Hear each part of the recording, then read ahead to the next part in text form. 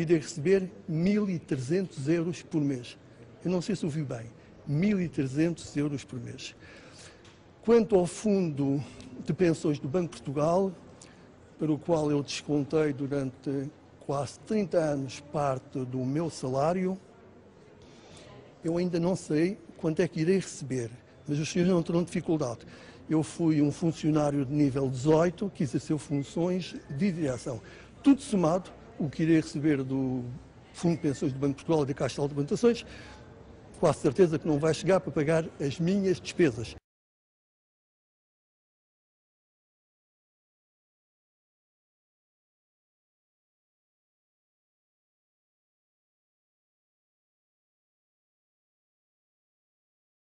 Só em pensões, mais de 141 mil euros, o que, dividido por 14 meses, dá uma média que ronda os 10.100 euros por mês. Recebe da Caixa Geral de Aposentações por ter sido professor universitário e investigador da Gulbenkian e como reformado do Banco de Portugal. 10.100 euros por mês são os valores brutos. Os líquidos traduzem-se numa equação complicada, mas não devem andar longe dos 7.000 euros mensais.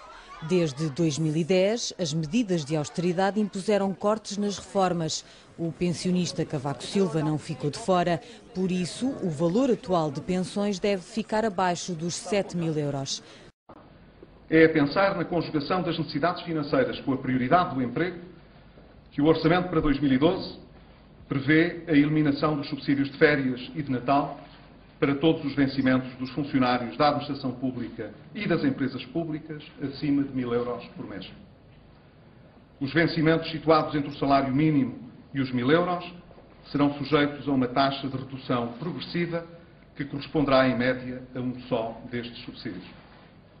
Como explicaremos em breve aos partidos políticos, aos sindicatos e aos parceiros sociais, esta medida é temporária e vigorará apenas durante a vigência do Programa de Assistência Económica e Financeira. Como sabem, a redução das pensões de reforma era uma medida prevista no memorando de entendimento. Tal como para os salários da administração pública e das empresas públicas, teremos de eliminar os subsídios de férias e de Natal para quem tem pensões superiores a 1.000 euros por mês. As pensões abaixo deste valor e acima do salário mínimo sofrerão, em média, a eliminação de um só destes subsídios, de resto, seguindo o que se passa nas administrações públicas. Esta redução é também ela, evidentemente, temporária e vigorará durante a vigência do programa de assistência. Esta redução é conseguida através de várias medidas, salientando-se a suspensão dos subsídios de férias e de Natal dos trabalhadores do setor público, com salários acima de 1.000 euros. Esta suspensão estará em vigor durante a duração do programa de assistência económica e financeira. Podem não existir condições para que o Governo reponha os subsídios de férias e de Natal em 2014?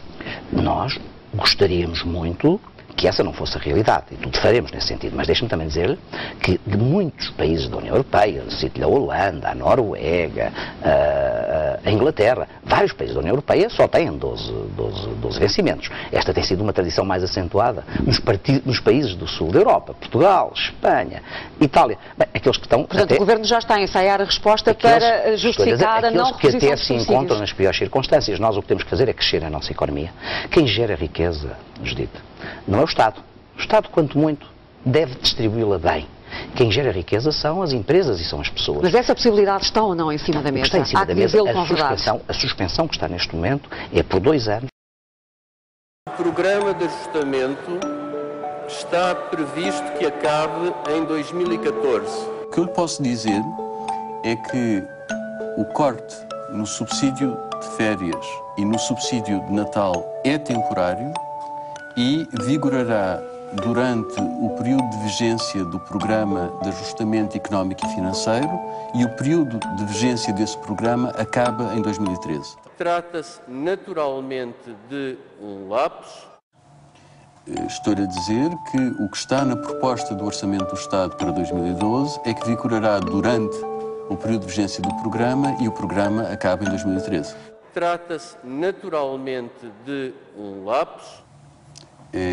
A única coisa que lhe disse foi que a norma do orçamento liga a duração desta medida excepcional à duração do programa e que o programa acaba em 2013. É porque naquela bancada há pelo menos mais 2 membros do governo que disseram que só eram para ser cumpridos em 2012 e 2013. O ano de 2015 é o ano imediatamente consecutivo a 2014.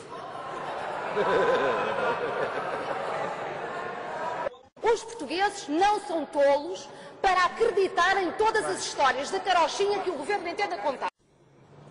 Deixem-me esclarecer muito vagarosamente, dizer que acaba em 2014 é exatamente o mesmo que dizer que começa em 2015. Parece-me absolutamente trivial e inegável. E só quase no fim explicou que, afinal, quando falou de 2013, queria dizer 2014. Trata-se naturalmente de um lapso. O que está aqui em causa é o período que se mantém durante o período de vigência do programa. Não se pode tratar com alguma leviandade essas questões que são sérias. Nem o Primeiro-Ministro sabe, nem o Ministro das Finanças sabe. Não se brinca assim com a vida das pessoas.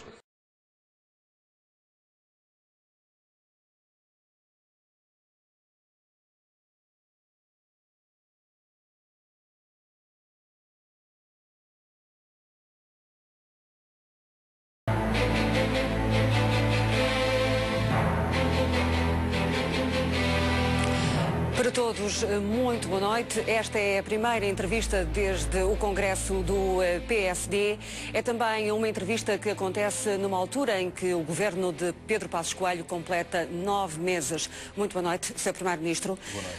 Tem dito que 2012 será o ano mais difícil de sempre para os portugueses.